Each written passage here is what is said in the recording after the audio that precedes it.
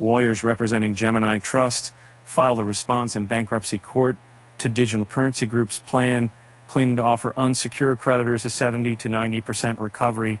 Lawyers representing Gemini Trust have pushed back against a plan proposed by Digital Currency Group for creditors of Genesis Global in a September 15th filing in United States Bankruptcy Court for the Southern District of New York.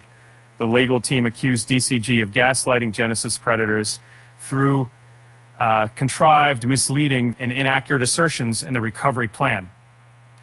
The plan, filed in bankruptcy court on September 13th, claimed that unsecured creditors could have a 70 to 90% recovery, with a meaningful portion of the recovery in digital currencies. Well, Gemini Earn users could expect approximately 95 to 110% recovery for their claims. According to the legal team, DCG was attempting to bait the Gemini lenders into accepting a deal that would allow the company to pay less than it allegedly owed.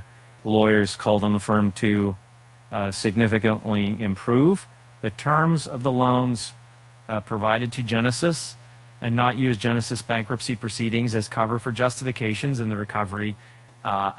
You can do distract the Genesis creditors from the inconvenient facts of its facially inadequate and inequitable proposal. DCG touts proposed recovery rates that are a total mirage, misleading, best and deceptive at worst, said the September 15 filing. Make no mistake, Gemini lenders will not actually receive anything close in real value terms to the proposed recovery rates under the current agreement in principle.